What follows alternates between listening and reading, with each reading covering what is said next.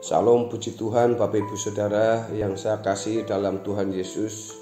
Saya berdoa Bapak Ibu Saudara senantiasa dalam berkat, pertolongan dan perlindungan Tuhan, dan semakin bertumbuh menjadi sempurna seperti Bapa dan serupa seperti Yesus.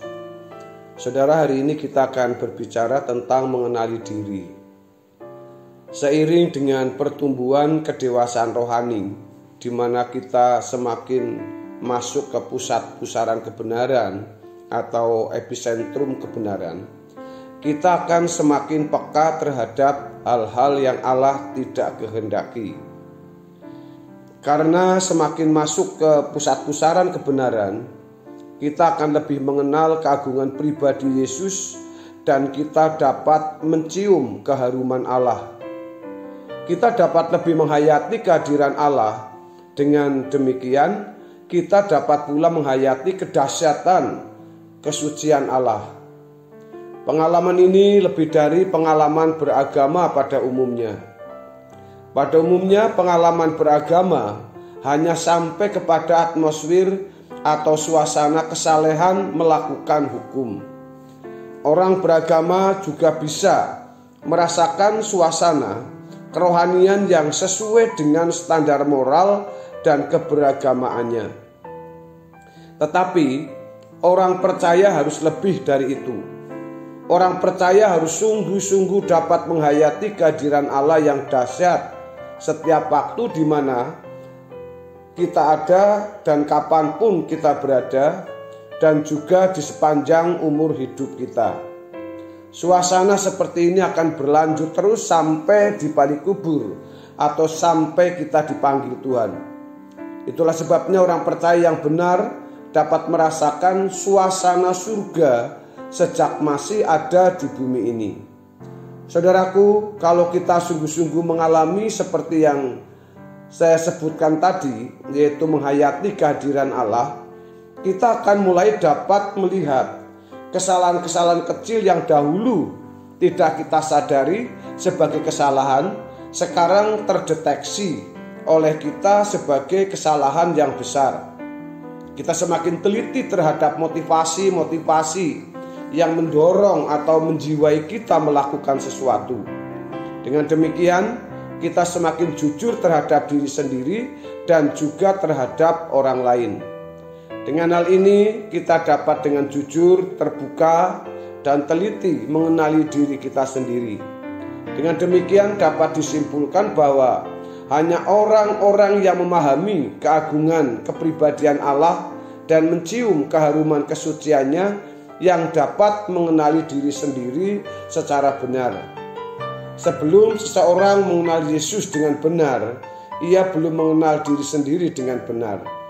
Saudara-saudara yang saya kasih dalam Tuhan Yesus, banyak orang merasa tidak mengenali dirinya sendiri dengan benar, padahal belum. Untuk mengenali diri sendiri bukanlah berangkat dari sudut pandang sendiri, yaitu apa yang dia pandang sebagai baik atau buruk, melainkan berangkat dari penghayatannya terhadap keagungan pribadi Tuhan serta standar kesuciannya. Dalam hal ini banyak orang tidak tahu bahwa sebenarnya dia tidak tahu terhadap dirinya sendiri. Orang-orang seperti ini biasa mengkritik orang lain, mencela orang lain, menasehati orang lain, bahkan menjadi pembina bagi orang lain, tetapi ia tidak menasehati dan membina dirinya sendiri. Orang seperti ini pasti masih memiliki duri yang dapat melukai orang lain. Orang Kristen sejati ditandai dengan kehidupannya yang tidak berduri sama sekali. Ini berarti ia tidak akan menyakiti siapapun. Dari hal ini kita bisa melihat orang Kristen yang sejati dan yang palsu. Tentu saja dengan ini kita mengoreksi diri sendiri, apakah kita Kristen yang sejati atau orang Kristen yang palsu. Saudara-saudaraku yang saya kasih dalam Tuhan Yesus, semakin kita bertumbuh dalam kedewasaan rohani dan masuk ke pusat pusaran kebenaran, yaitu epicentrum kebenaran, kita akan merasakan duka dan lukanya hati kita ketika berbuat suatu kesalahan. Dalam hal ini kita juga bisa merasakan duka dan lukanya hati Allah ketika kita berbuat salah, yang merupakan indikasi ketidaksetiaan kita kepada Allah.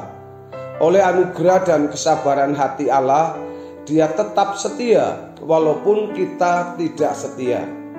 Dalam 2 Timotius pasal yang kedua ayat yang ke-13 mengatakan, jika kita tidak setia, Dia tetap setia karena Dia tidak dapat menyangkal dirinya. Saudara yang dikasihi oleh Tuhan Yesus, kita mulai melihat bagaimana melalui pengalaman ini, di mana di dalam pernyataan ini ada dua hal yang harus kita mengerti, yang mestinya juga bisa menjadi berkat, dua berkat yang akan kita peroleh. Yang pertama, kita semakin takut terhadap Allah dan trauma terhadap kesalahan. Hal ini mendorong kita menjauhi kejahatan dan kesalahan di hadapan Allah. Dengan demikian, lebih mudah mewujudkan kesucian hidup yang berstandar Allah sendiri. Dosa atau praktek melakukan kesalahan tidak akan bertahan lama di dalam hidup kita. Keadaan orang seperti ini atau orang yang percaya seperti ini tidak memberi tempat berpijak pada pangkalan bagi iblis. Seperti yang dikatakan oleh Paulus dalam Efesus 4 ayat 27, dan janganlah beri kesempatan kepada iblis. Saudara-saudara yang saya kasih dalam Tuhan Yesus, itu yang pertama, yaitu kita akan semakin takut terhadap Allah dan trauma terhadap kesalahan. Lalu yang kedua, kita lebih bisa menghayati kasih pengampunan Tuhan terhadap diri kita. Kita merasa dan menghayati dengan mendalam banyaknya pengampunan yang Allah berikan kepada kita.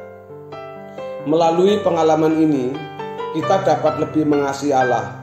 Terkait dengan hal ini, Tuhan Yesus sendiri berkata, sebab itu aku berkata kepadamu, dosanya yang banyak itu telah diampuni, sebab ia telah banyak berbuat kasih. Tetapi orang yang sedikit diampuni, sedikit juga ia berbuat kasih. Dalam Lukas pasal 7 ayat yang ke-47. Dengan demikian, kita dapat semakin mengasihi Allah. Kasih yang terbangun dari pengalaman ini adalah kasih yang sangat kuat, yang mendorong kita untuk membalas kebaikan Allah dengan apapun yang dapat kita lakukan. Kita dapat mempersembahkan segenap hidup kita tanpa batas dengan kerelaan dan sukacita. Kita tidak perlu dibujuk untuk melayani Allah, sebab dalam diri kita sudah ada dorongan yang kuat untuk melayani Allah. Bagi kita, pelayanan pekerjaan Tuhan bukan lagi sebuah kewajiban, melainkan sebuah kebutuhan kita. Ada rasa kalau kita tidak bisa melayani Tuhan, apalagi kita tidak dipakai oleh Tuhan, akan merasakan sesuatu yang tidak lengkap dalam diri kita, karena kesadaran kita bahwa pelayanan itu adalah sebuah kebutuhan, seperti saudara makan, seperti saudara bernafas, seperti saudara berpakaian dan sebagainya. Itu menjadi sebuah kebutuhan yang mesti kita kenakan, yang mesti kita pakai meskipun tanpa disuruh atau tanpa ikatan, bahkan tanpa daya pikat. Sehingga orang yang seperti ini akan persembahkan segenap hidup kita dan hidupnya tanpa batas, dengan sebuah kerelaan dan penuh sukacita, tanpa dorongan, tanpa iming-iming, dan tanpa meminta balas budi dari Tuhan. Tapi Tuhan tahu apa yang kita persembahkan, yang kita berikan, Tuhan itu pasti akan mengenali. Yang penting Bapak Ibu Saudara yang dikasihi oleh Tuhan Yesus, mari kita belajar untuk mengenali diri kita, bahwa kita adalah orang yang penuh kemurahan Tuhan, orang yang telah begitu banyak diampuni dari segala kesalahan dan dosa-dosa kita. Tuhan yang begitu maha kasih, yang maha pengampun, Dia yang setia, Dia yang terus setia, karena Dia tidak dapat menyangkal dirinya sendiri. Olehnya Bapak Ibu Saudara yang dikasihi oleh Tuhan Yesus, mari kita mulai terus berbenah diri supaya kita semakin hari semakin berkenan di hadapan Tuhan. Kiranya kebenaran firman Tuhan hari ini semakin memberkati kita semua. Tuhan Yesus memberkati kita semua. Haleluya. Amin.